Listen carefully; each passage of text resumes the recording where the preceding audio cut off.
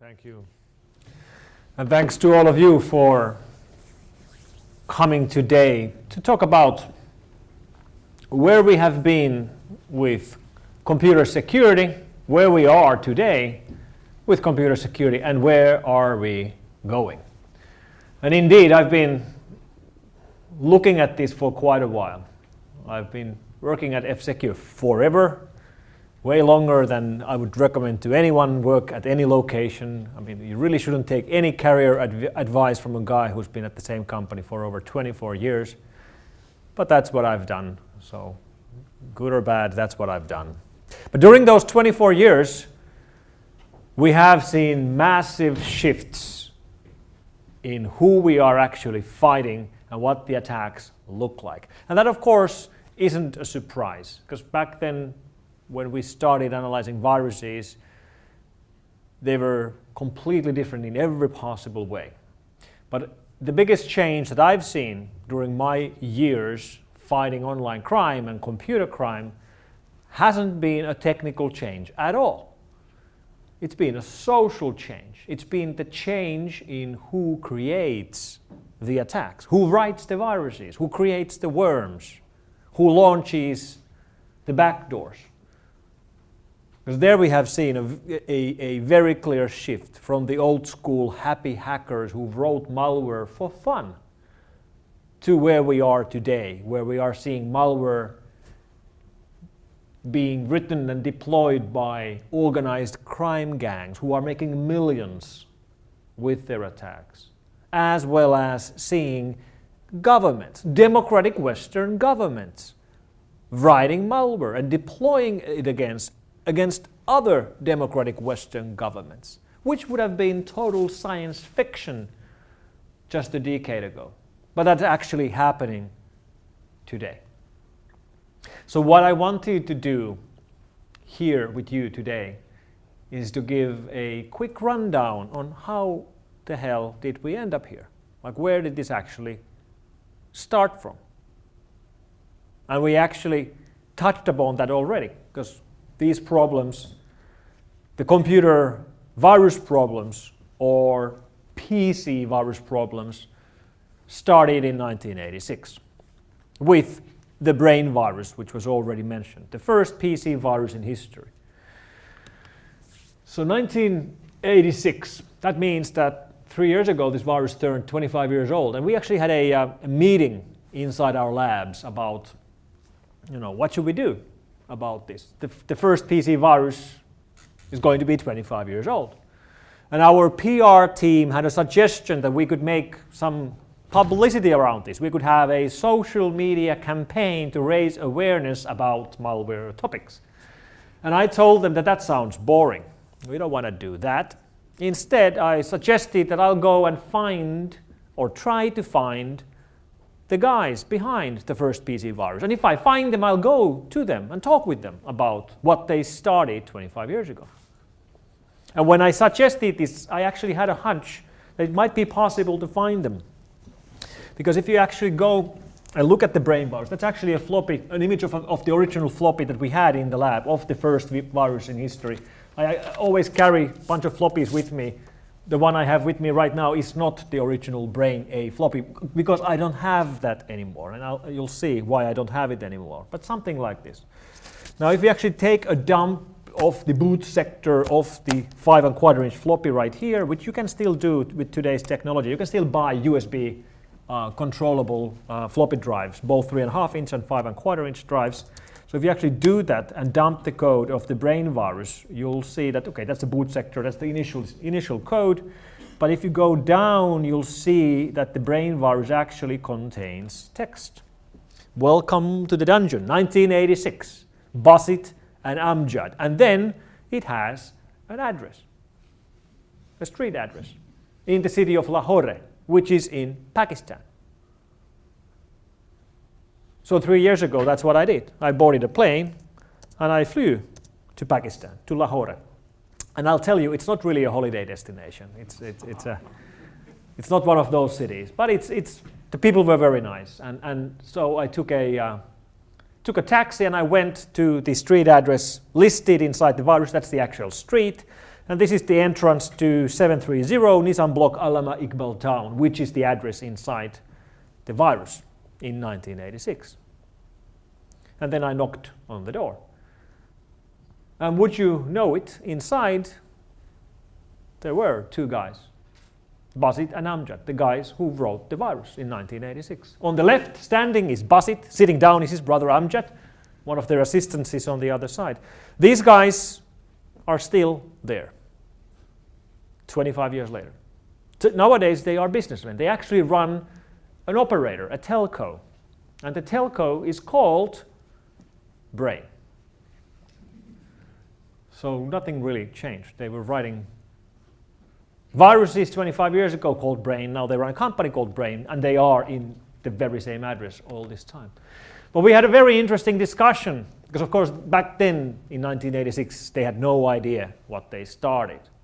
Obviously they didn't understand the implications. They wouldn't have put their name and address inside the virus if they would have. But these guys weren't criminals. They were just trying what's possible and what's not. But they did start a massive problem, because Brain wasn't the last virus by far. It was quickly followed by copycats. Early viruses like Stoned or Cascade or Yankee Doodle, which were all examples of the very first generation of PC viruses, which were replicating from one computer to another, typically on floppy disks, because in the 1980s that was pretty much the only way you would move data between PCs. And they either did nothing at all, or they did some jokes to the user. Like Yankee Doodle would play the Yankee Doodle tune from the infected computer's speaker. So it would actually announce itself to the user. But I want to pick one particular virus in particular out of the early first generation viruses, and that's a virus called Omega, which isn't historic in any way. It's not important in any sense, but it's the first virus I ever analyzed.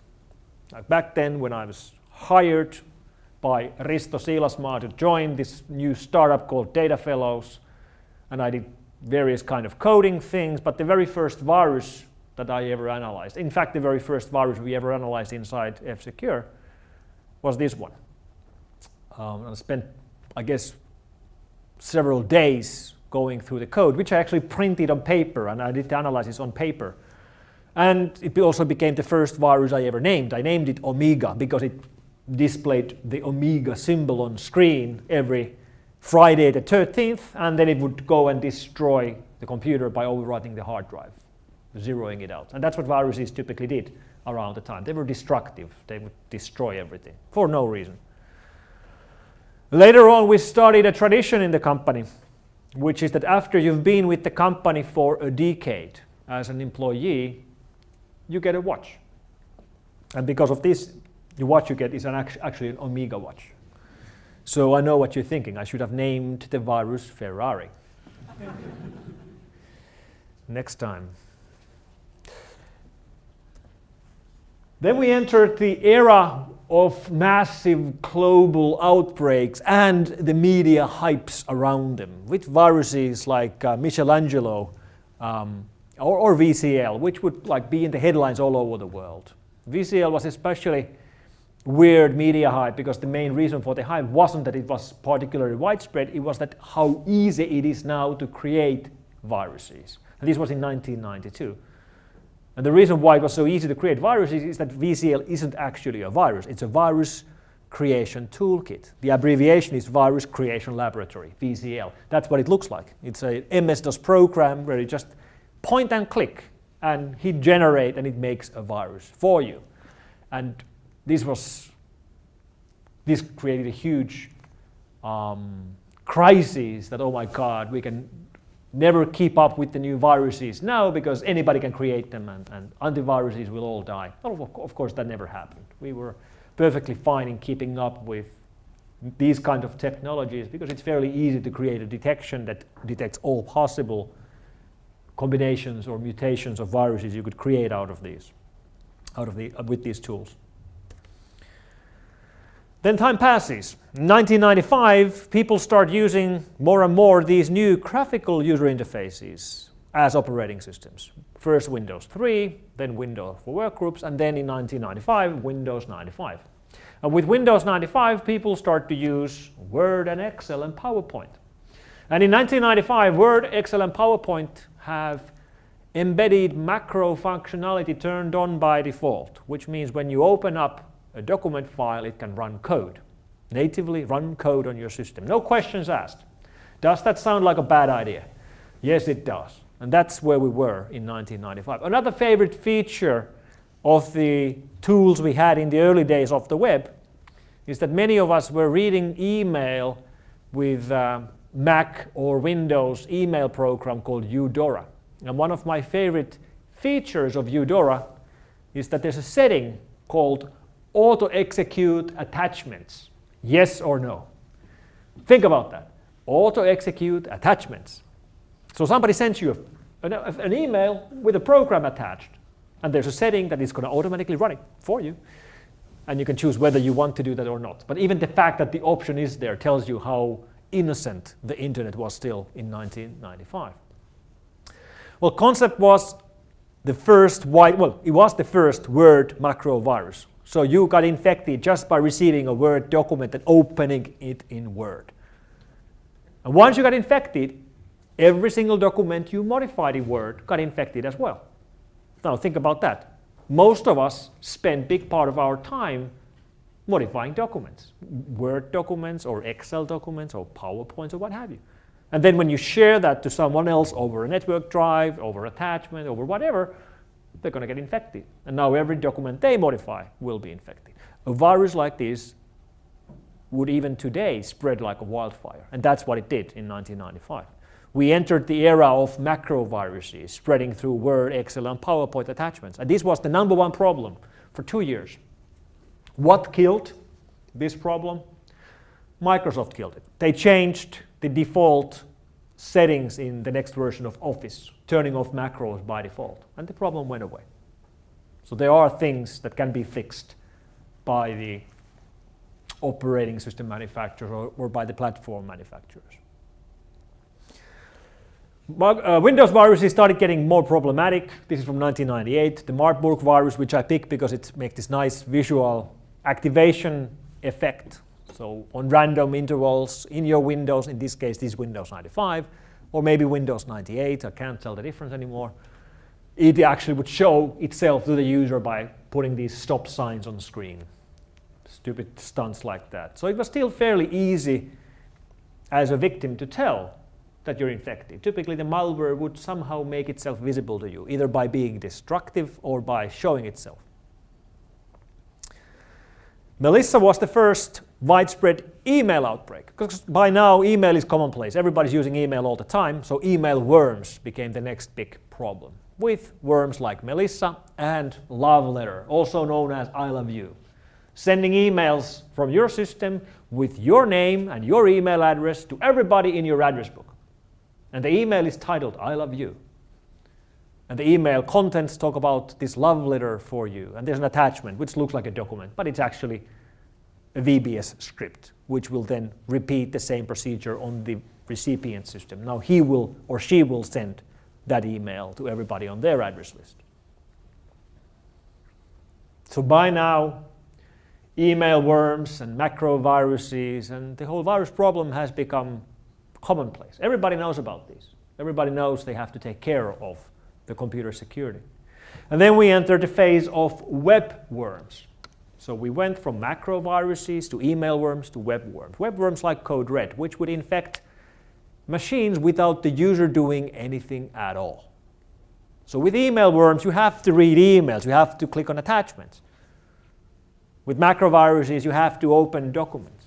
With older things like floppy-based viruses, you have to actually physically insert the floppy. With web-based worms or net-based worms, you could be sleeping and you would still get infected. So these are worms which scan IP ranges to find computers which are online, then fingerprint those computers to figure out if they have existing vulnerabilities on them, vulnerabilities which can be exploited over the network, and then they exploit them.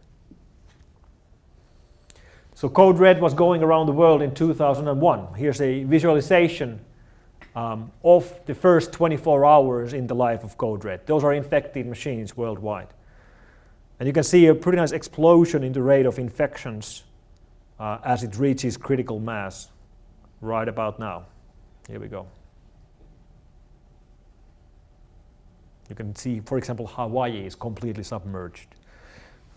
But Siberia is doing okay.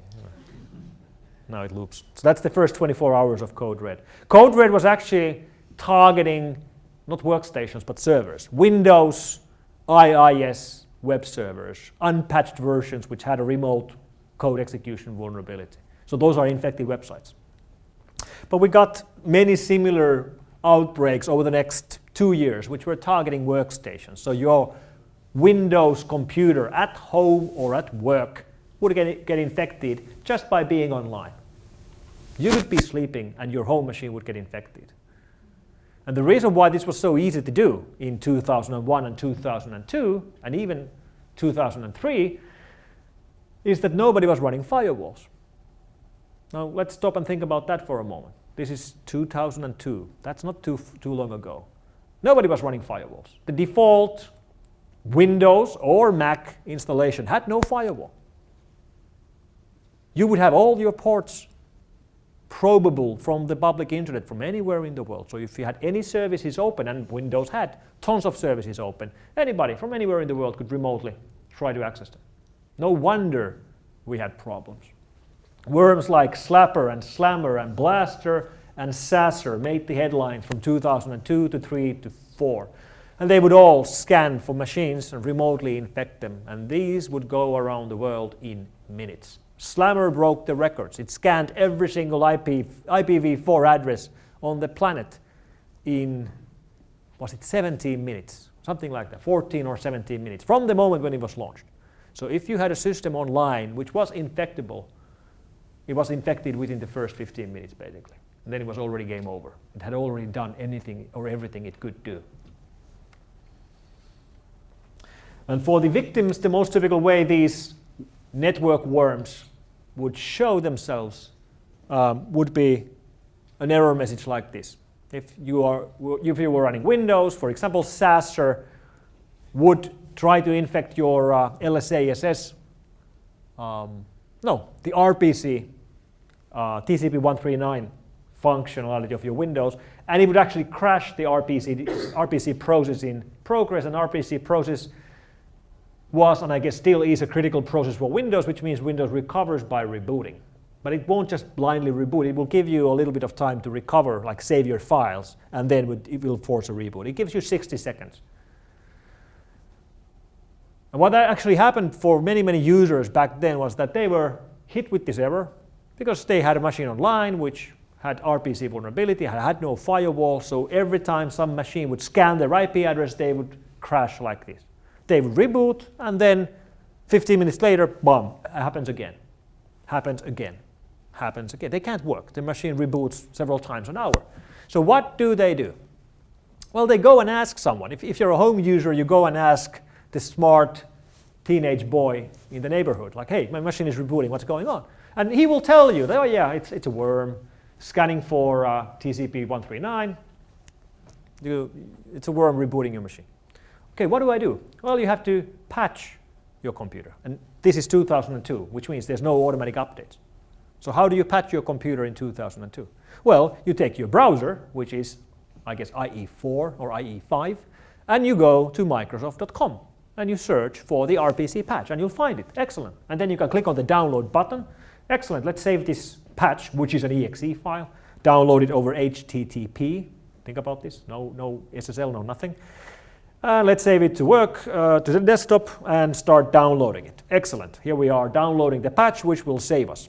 But for many users, while they were downloading the patch, they got the error message again. And now we have an exciting race, because there's now two counters on the screen.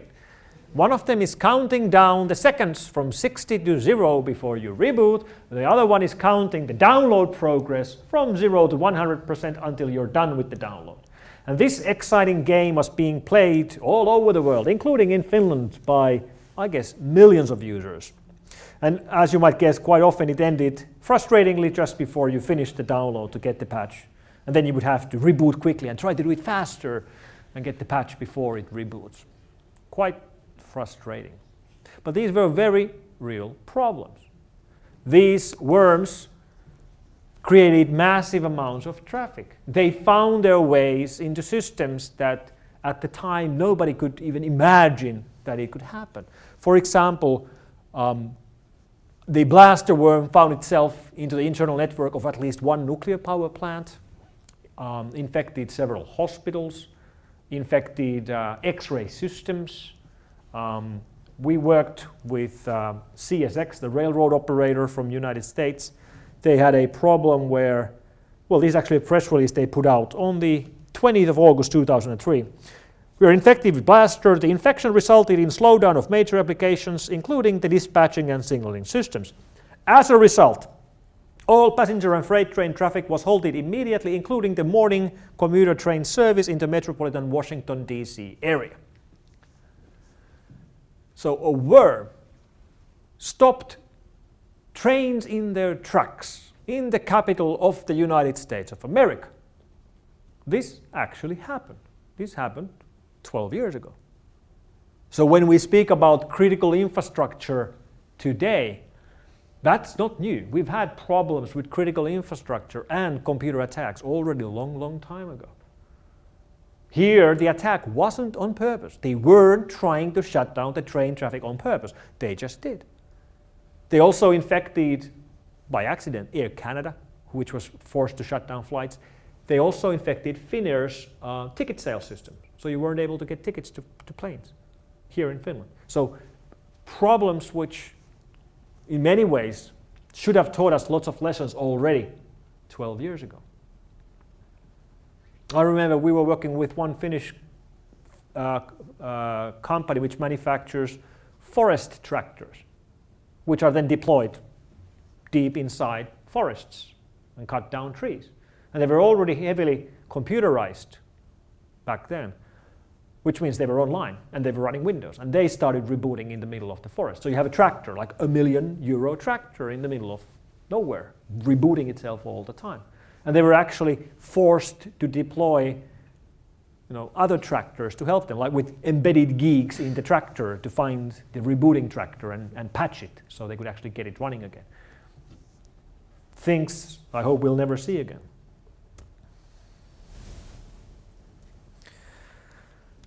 Right about the same time, we found a virus which is important in history, even though it wasn't never very widespread. But the fissure worm from 2003 was the first worm which actually tried to make money. And this is a big shift. So everything before this, it's just hobbyist for fun, causing damage or trying to get famous or whatever. They weren't benefiting themselves in any way. Fissure 2003 is the first one which really tried to make money. And the way it made money was that it used the infected computers to send spam. And of course, spam is being sent because it makes money. Before malware writers were cooperating with spammers, most spam was sent from dedicated servers. Around 2003, spam sending shifted to home computers, which is still being done today. So criminals entered the picture, and they are still today the main problem we have. I'll show some examples of caught online criminals. This is Alfred Gonzalez hacking away in his penthouse suite in one of the most expensive hotels in San Francisco. It's easy to stay in a nice suite if the credit card you're using to pay for the suite isn't your own credit card. This is Dmitry Golubov from Ukraine. He was running fairly large carding operations where the cards were stolen with keyloggers. Bjorn Sundin from Sweden, involved in several fairly large malware operations at the time. Matthew Anderson from United Kingdom. He was running a gang which was the first and last gang which was actually successful in denial of servicing our website. That was in 2008 or something like that. Now that I say it, of course, somebody will take us down today. So. This is Vladimir Chachin from Estonia. He's under arrest at this very moment, waiting for his extradition hearing to be extradited to United States to be charged for running DNS Changer, an operation which made something like $5 to $10 million in profit. So some of these guys make very nice money with their attacks. The mechanisms range from keyloggers, which steal credit card numbers as victims type them in on credit card on payment systems, all the way to banking trojans, which will steal money while people do online banking, to various kinds of information theft, or so on. So then we had a range of criminal malware outbreaks, worms like Sobic and MyDoom and Bagel, which were all written by criminal gangs, most of them from Russia or Eastern Europe. But then we got the first indications that it's going beyond criminals. In 2000 and I think it was also in 2003 when we got the very first case, which we would today categorize as APT, which means nation-state attacks. This particular case was targeting a company, a defense contractor company in the Nordics. It wasn't a Finnish company, but in the Nordics anyway. And they had been hit with a piece of malware, which was unusual because we had never seen it before. And the only sample we ever saw of that malware came from this one company. Because typically we would have outbreaks, malware spreads, and we have lots of victims everywhere. But here we had malware which was only found in one company. In fact, it had only been sent in an email attachment to one employee. And the malware was actually a Word document which contained an exploit. And the purpose of the malware was to gain access to this one employee's computer, who was an engineer at the defense contractor, to gain access to some of his files. So this was a targeted attack. Malware written from the beginning to target one person in the world. They weren't interested in anyone else. They wanted that one guy. And this problem still continues today. This particular attack, we're confident, was coming from China. We're confident it was coming from the Chinese government or Chinese intelligence. And we are still seeing attacks today that we are confident are coming from the Chinese intelligence. But we are nowadays seeing them from, not just from China, from at least a dozen other governments as well. Targeted attacks. I'll give you one example. This guy is Alfred Nobel. 4 years ago, the Nobel Peace Prize was given to a Chinese dissident, a Chinese freedom of speech supporter, Liu Xiaobo, this guy right here, who famously didn't get to pick up his Nobel Peace Prize because he was, and still today is, under house arrest in Beijing. Chinese government opposed this Peace Prize being given to a dissident. For example, they sent an official letter to Finnish government asking or telling us not to attend the Peace Prize ceremony because it would be offending the Chinese government. We didn't listen, we went anyway, but it was clear that they weren't pleased with this. So within the week when this was announced that he will be winning the Nobel Peace Prize, the website, this website right here, nobelpeaceprize.org, that site was hacked. It was hacked through an unknown mechanism, some security vulnerability which had never been known about before. And the attackers didn't modify the site at all. The site looked perfectly fine, except they added a zero-day exploit on every single page, which would take over your browser if you visited that page. And the browser attack was targeting Firefox. At the time, Firefox was still the most common browser on the planet. And the attack was a zero-day vulnerability. So there was nothing you could do to prevent yourself from getting infected. If you were surfing with Firefox and if you visited nobelpeaceprize.org, you got infected. That's it. No questions asked. And you got infected with a backdoor, which gave the attackers access to your system, to all the files in your system and everything you can access in your organization's network.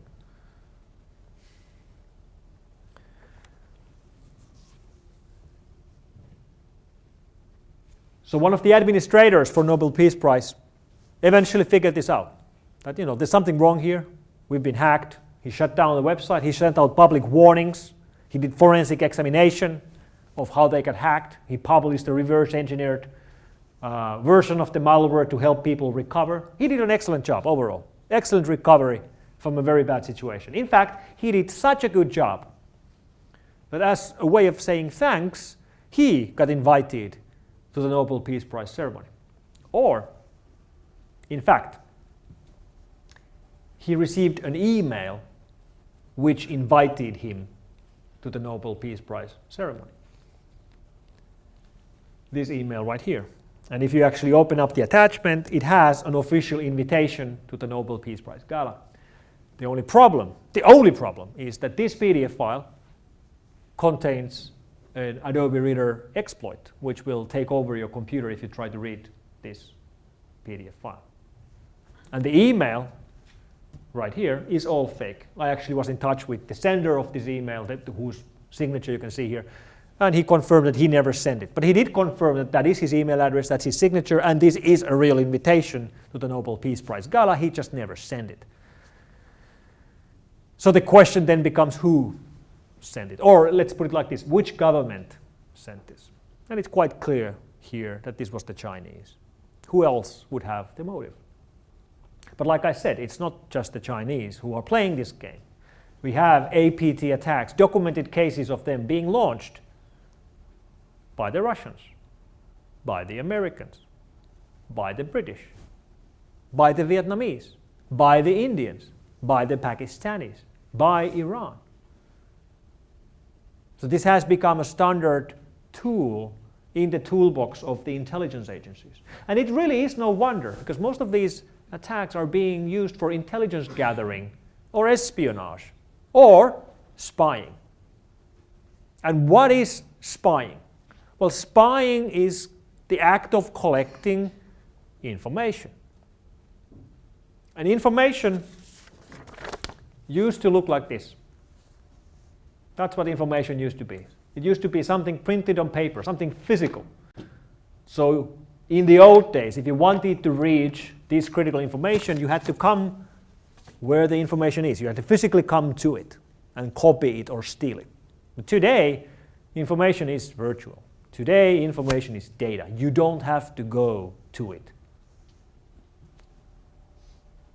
In theory, you can reach it from anywhere in the world. And that's why espionage and intelligence gathering has moved to the online world. Then we found the first mobile phone virus. This is for Symbian-based Nokia devices 12 years ago. Today, of course, those are no longer a problem. The real problem today is in Android-based devices, which is a little bit surprising because Android is Linux. Android is a Linux distribution. And as we've always thought, Linux is secure. Linux has no malware problem. Well, yeah, it's true, except mobile Linux does have a malware problem. We have found thousands of examples of Android malware already. And it's the only widespread platform which has a mobile malware problem. iPhone doesn't, Windows Phone doesn't, Android does.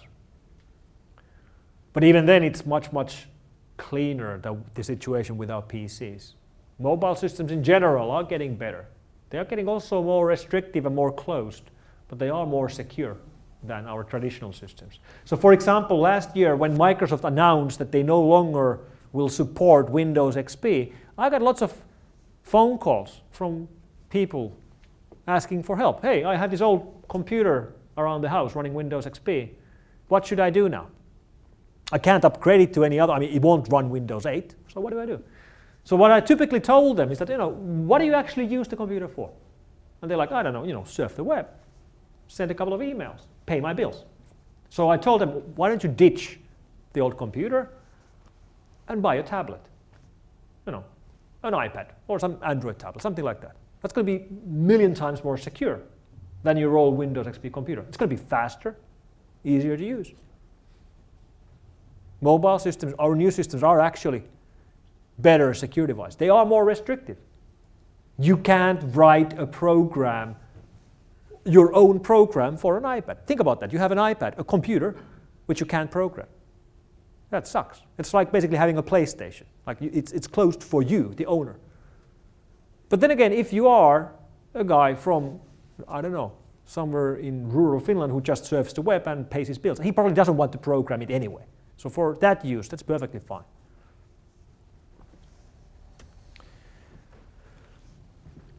One of the reasons why Sony is hated so much are stunts like Sony Rootkit, which we saw in 2005. This was an instance where Sony was selling music CDs, including music CDs from a band called Switchfoot, from Van Sant Brothers, and from Celine Dion, which contained malware. So music CDs, which you would listen in your car. But if you put those music CDs into your computer, they would actually infect your computer. Why? Because they would install a DRM toolkit, which would try to prevent you from ripping CDs on that computer ever again. That's what they wanted to do. And they protected that DRM functionality with a low-level rootkit, which basically introduced a series of security vulnerabilities to your computer, which was a bad idea. A really, really bad idea. But that's what they did. Then again, if you listen to Celine Dion, maybe you deserve to get infected by a rootkit. That's nasty, actually. I didn't say that. Celine Dion is okay. Other worms at the time include Configure and Stormworm. We're getting closer to where we are today. With Trojans like Zeus, that's a banking Trojan family, written by Russian hackers who never actually target any banks with this by themselves, because stealing money from banks is illegal. However, writing a banking Trojan and selling it to others, that's perfectly fine. So that's their business model. They write a banking Trojan, but never use it by themselves. They sell it to other users who then do the actual dirty work. Zeus has been used in Finland to target at least 4 different Finnish banks, for example. So it can be customized to steal money from various online banks. And the money is not stolen from the bank, it's stolen from the end user's computer, which is very hard for the bank to secure. So they're not trying to hack the bank, they're trying to hack the users of the bank. And then we had Stuxnet, which we found in 2010, but which was actually already written maybe 4 years before this. So it went undetected by 4 years. And in 2010, when we were analyzing Stuxnet, this was the summer of 2010, and it was a very, very paranoid time. Because initially we had no idea of what we were looking at. Just we're looking at this massive new malware, which was 50 times larger than normal malware that we would ever see, which was completely unlike any malware we would ever see. Like, for example, it wasn't encrypted, it wasn't obfuscated in any way, it didn't look like malware at all. It contained drivers which were signed by perfectly valid code signing certificates, which were trusted by root CAs. It didn't look like malware, but it was malware. And it also contained these massive blobs of code that we couldn't understand. Like, what is this? What platform is this? Nobody had ever seen that code. And looking back and forth, we eventually realized it's called something called ladder logic for S7400 devices. And then you Google, what is S7400? Well, it's a PLC box, factory automation gear, which none of us had ever seen or worked with at all. So we were basically trying to find our way in the dark. And eventually we would realize that, yes, it's targeting and infecting ICS systems, factory control systems. And we eventually realized that it didn't contain only one zero-day exploit, which we found initially. It contained 3. And then we got to the discussion on our mailing lists for antivirus researchers that, what do you think? What's the target? Which organization was being targeted by this? And then we slowly but surely started getting the consensus that most likely the target has got to be some organization which has a factory set up like this. Because this is the signature inside Stuxnet that Stuxnet is searching for. Every single green circle you see is one high-frequency power converter. In this case, manufactured by a Finnish company, which was actually used in these environments. So it's looking for a fingerprint. This is the factory setup it's looking for. If it doesn't find this right factory setup, Stuxnet will not do anything at all. So then the question becomes, which factory in the world has this setup of high-frequency power converters? And at this time we had a hunch that this probably is in Iran, and this probably has something to do with the Iranian nuclear program. So the question becomes, does Iranian nuclear program have any factory setups which look like this? And that's a hard question to answer, because Iranians aren't telling you, and you can't just go and Google for things like this. Except you sort of could. Because a friend of mine, Ralph Langer from Germany, spent a while looking for information, for details about the Iranian nuclear systems. And one source for this information is the website of President Ahmadi, this guy. Because his webpage contains pictures of his visits to different places, including visits to the nuclear facilities of Iran, right? So that's interesting. And you can actually see pictures of him walking by the centrifuges, which actually contain the high-frequency power converters. But looking at the photo like this, you won't be able to tell the actual configuration, because the configuration is mostly virtual, right? However, in this series of photos, there's one photo which shows the president leaning over and looking at the computer screen. And the picture has a high resolution version, which means you can zoom into the picture and look at the details. And that's enhanced compared to the code. The structure is 1-to-1, identical. This is known as open source intelligence. We knew for a fact that the target of Stuxnet was the Bushra nuclear enrichment plant. We knew this like already in the summer of 2010, before any other confirmations from anywhere else, based on a picture found from the website of the president. True story. Now today, a typical example of the kind of malware we would be fighting are cases like CryptoLocker or Crypto Defense or Reveton or any of the other ransom Trojans. You know, these Trojans which will lock up your system and then demand a payment, typically in Bitcoin, to get your system opened up again. Run by criminal gangs, once again mostly in ex-Soviet Union states. And these are interesting in many ways, because it's a very concrete attack on the user. The user really has to respond if they want to get their files back. Unless, of course, they have backups, but most users don't have good enough backups, so they have to pay. Another interesting aspect is that if they pay, they almost always will get their files back. So this is not a scam. They will give you a program which will decrypt your files. And there's no other way of decrypting your files because they use RSA 2048 to encrypt them, so you can't brute force it. So why do they do it? Why don't they just take your money and run? Well, they need a good reputation. Seriously, they do. Because as a victim, if you see this on your screen, before you pay, the very first thing you do will be that you first Google for advice. And you Google that if I pay these suckers, will I get my files back? And you will find other users who will tell that, yeah, I paid, I got them back, worked fine. Recommend, I would do it again, 10-10. In fact, Crypto Defense guys, actually, they run a support forum in the Tor hidden service for their customers, which means, of course, they're victims. So the users who pay but have some trouble decrypting the files, they will actually help you. So, so that their reputation stays high, so people will pay them in the future. It's kind of weird, but that's the way it goes. So what else do we have? Let's talk a little bit about the governmental activity beyond Stuxnet. Most of the things we ever have learned about governmental offensive activity has been through Edward Snowden. His revelations changed the world. That's quite clear.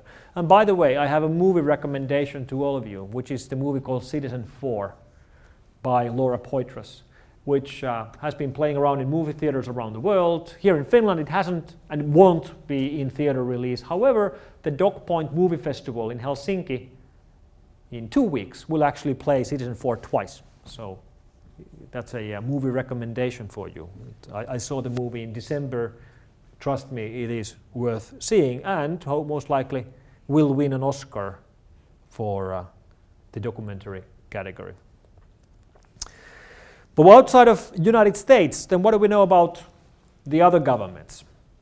Well, Russia has been very active lately. Over the last 12 months, in our labs alone, we found 3 malware families, which we believe are all coming from the Russian government, which have mostly been infecting targets in Ukraine. And it's easy to see why Ukraine would be a target right now in the middle of these situations. We already spoke a little bit about China, how their operations were basically the first. Before we saw any other activity from any other government, Chinese government was already launching attacks, and they are still doing it today. And now the latest examples of governments wanting to take a stronger control over the internet have been the requests from the British government. Now the UK government has been acting very rudely against fellow EU states. Through the Snowden revelations, we know that GCHQ, which is the British intelligence, has been using malware attacks to target targets inside Belgium, Netherlands, and Germany, including people like university professors. There's one fairly well-documented university professor from Belgium who was targeted by the GCHQ using malware written by the NSA to gain access to his system. His specialty was cryptographic systems. We don't know exactly why he was targeted, we just know he was. We also know that British intelligence has targeted telcos and ISPs in several European countries. And that's a fellow EU nation targeting other fellow EU nations. And now last week, Prime Minister of UK, David Cameron, made very strong requests and demands about making it illegal to use end-to-end encryption. End-to-end encryption includes things like, well, I guess the most common example would probably be something like WhatsApp, which has around 400 million users. They want to make it illegal to use WhatsApp. In fact, if you consider SSL to be end-to-end encryption, then we all use end-to-end encryption all the time, including to secure our banking sessions. They want to get rid of that to fight terrorists. We must get rid of SSL to fight terrorists. But of course, Britain has had problems with encryption throughout their history. This here is the so-called Jefferson disk from 300 years ago, used by Thomas Jefferson, who was later to become the president of the United States. But this is from the time when they still were not independent, when the United or America was still under British law. And the British postmasters were opening up letters and reading what people were sending to each other. So he started encrypting his physical letters with this Jefferson wheel encryption device. So maybe that's why they want to outlaw encryption, to make sure this doesn't happen again.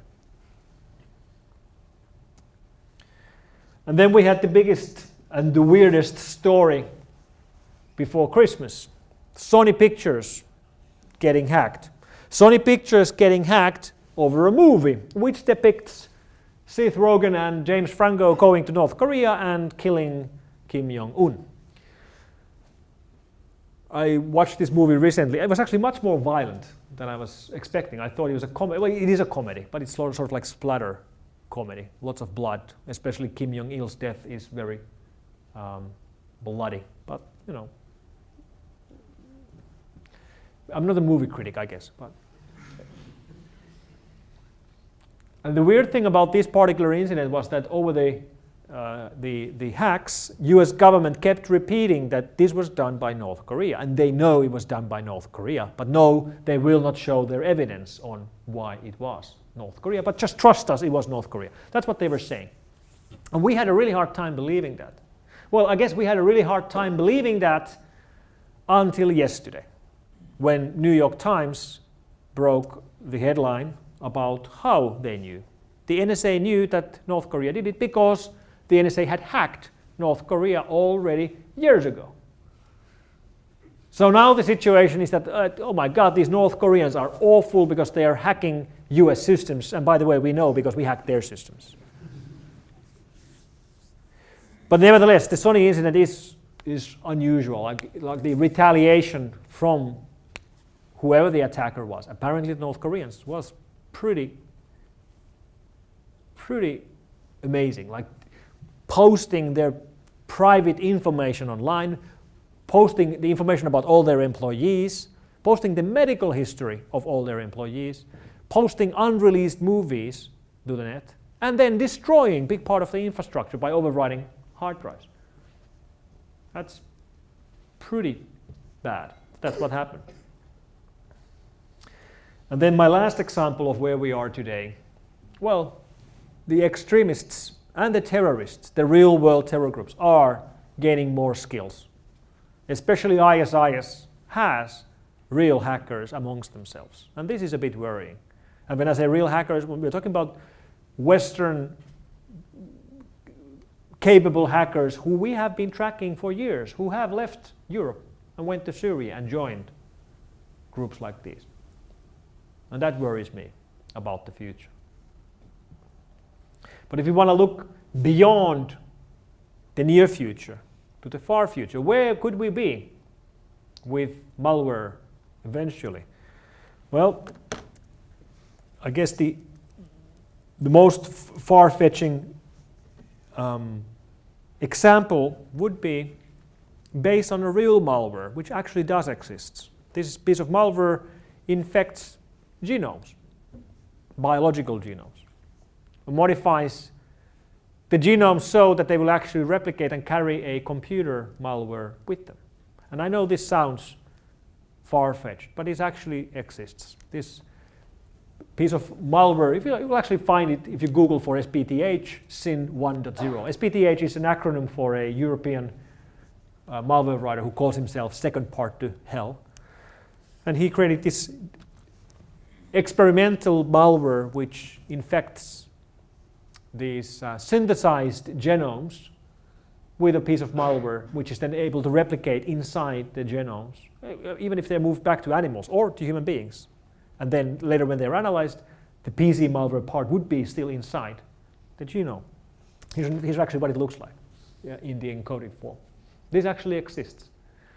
And if you ever want me to name a basic fundamental evolutionary mistake, then I would name that creating a piece of PC malware which is able to infect biological things would be a basic evolutionary mistake. And I hope we will never hear more about that particular proof of concept. So that's where we are today, and that's where we might be going in the future. Thank you very much.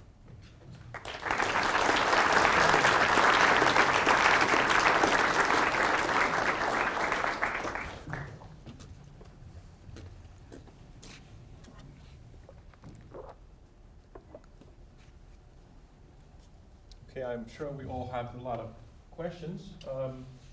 I will give you the mic so that everyone else can hear the question as well, and we'll also get it recorded. So please just raise your hands and ask for the mic. And remember to speak loudly and close to the mic. It's not idle to catch you otherwise. Right there.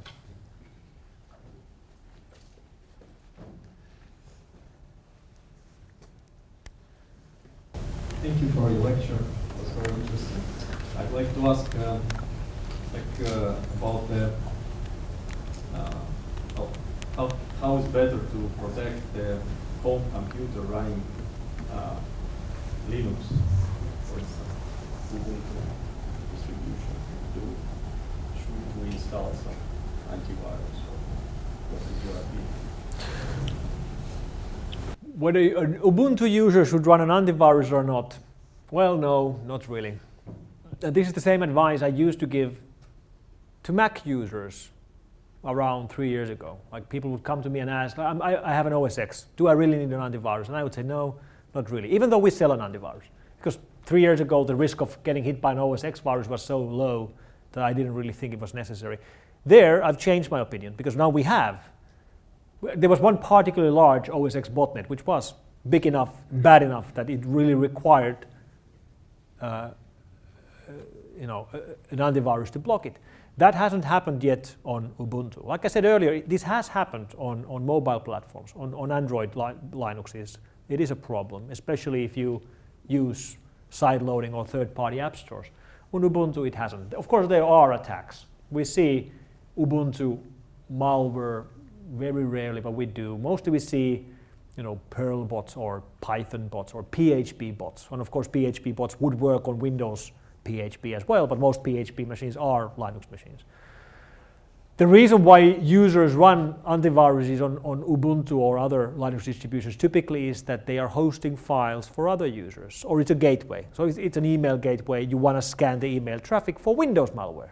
Or if it's a HTTP server, you don't want to be hosting Windows or OS X malware for your user, even if you're not worried about Ubuntu malware in itself. Any other questions? There in the center.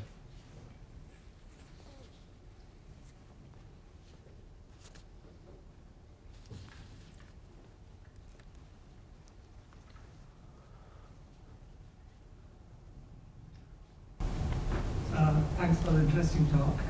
So there have been some reports that some antivirus companies are actually producing viruses, so that they can sort of market their product. How do you respond to that? Are you blaming me?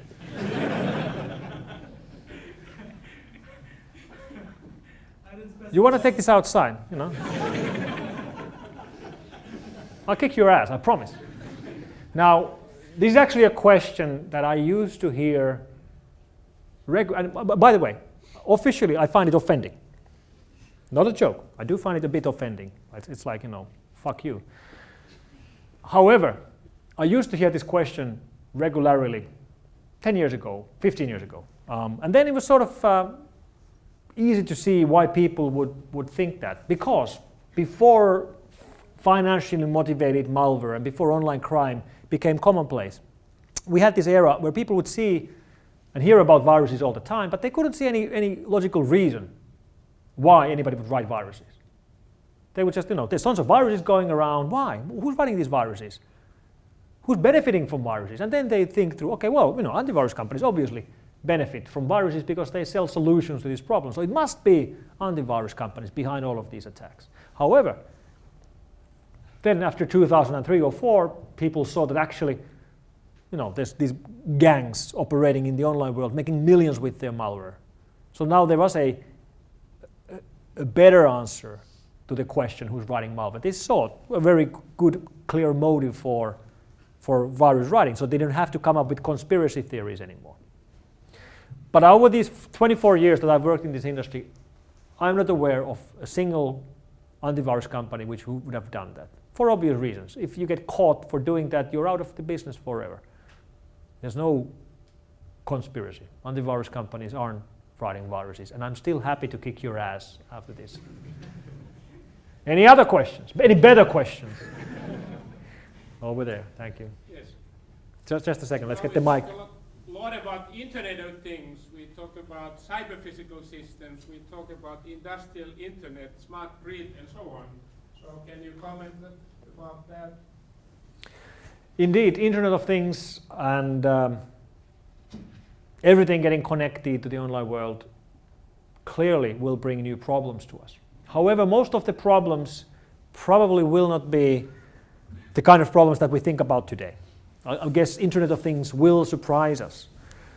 Right now, the most typical threat scenarios people hear about is that, you know, your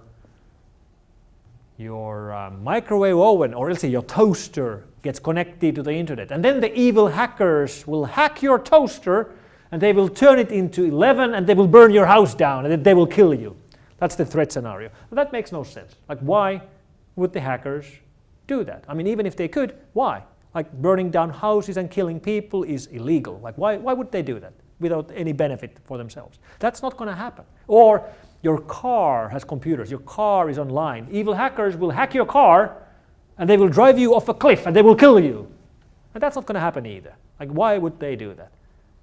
A more realistic scenario would be that, you know, an organized crime theft gang will hack your car, open the doors and start the engine and steal your car. And that's going to happen. That's a perfectly valid scenario. So the scenarios probably will be different than what we think right now. I guess the most practical examples of Internet of Things getting hacked right now that we have already seen are things related to cryptocurrency mining. Mining for, not for Bitcoin because that's way too hard to mine, but mining for Litecoin or Dogecoin. For example, in last spring we found a botnet of CCTV cameras, so security cameras. I don't remember how many, a few thousand infected cameras in one botnet. And the attackers were not interested in the fact that they were security cameras. They weren't interested in the pictures. They were just using the CPU cycles on those cameras. They were stealing power and mining Litecoins on those cameras. And security cameras have quite a bit of power because they have to be able to stream full HD video, so they actually could do that. But Internet of Things will surprise us, and we probably haven't yet thought through what it actually will mean when everything is being connected.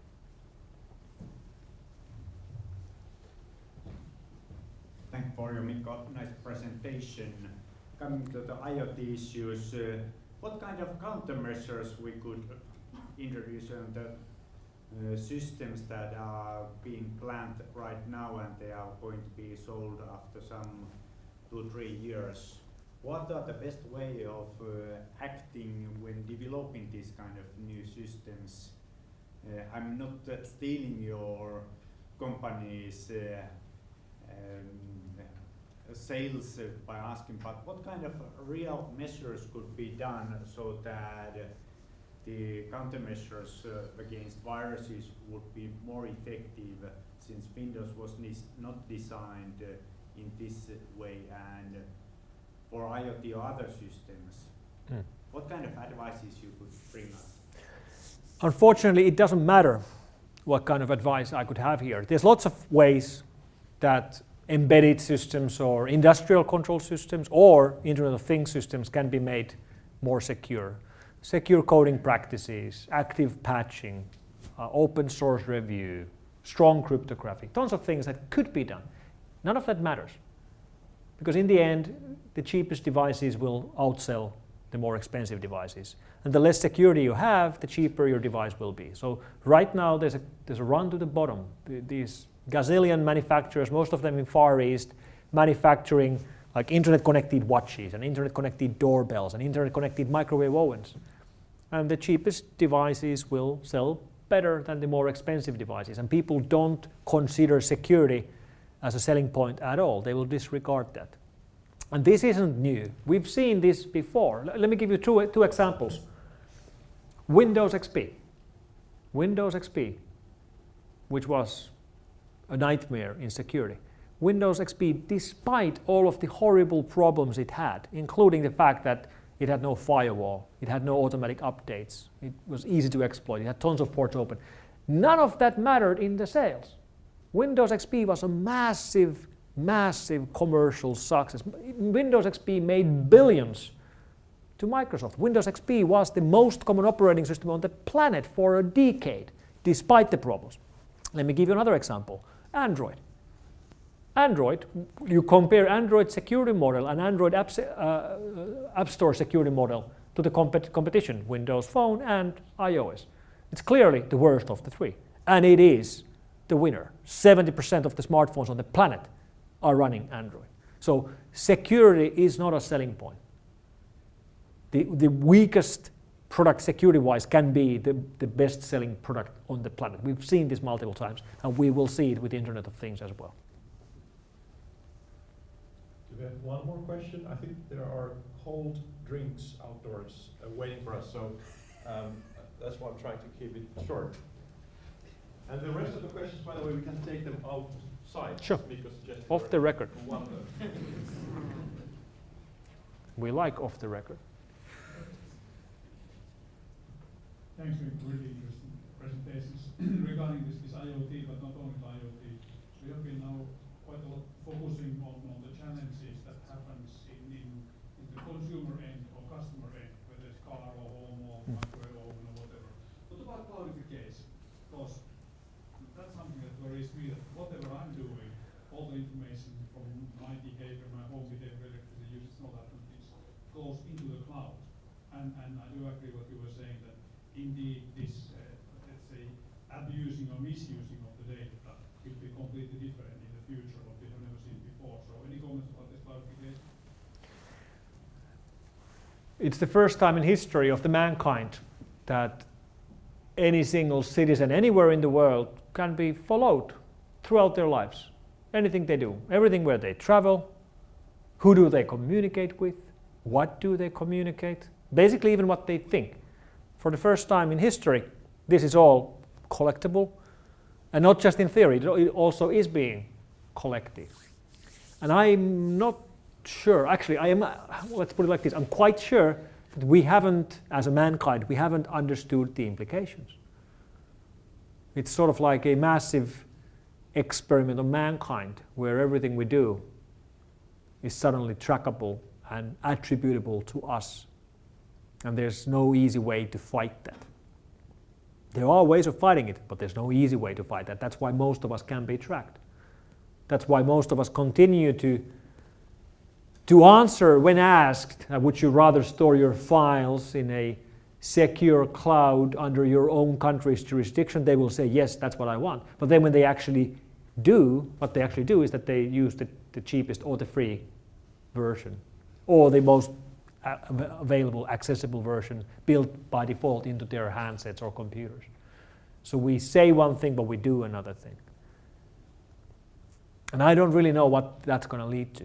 It just doesn't look very good when the whole world keeps on sending all of their private data to a country which gives them no rights at all. We all store our files and we all use American services all the time, despite the fact that we are foreigners. And as foreigners, we have no rights in the USA. And as foreigners, US intelligence can collect our data as much as they want, look at it as much as they want, keep it for as long as they want, without breaking any laws. It's completely legal for them to do that. Despite that, we continue doing it every single day. Thank you very much.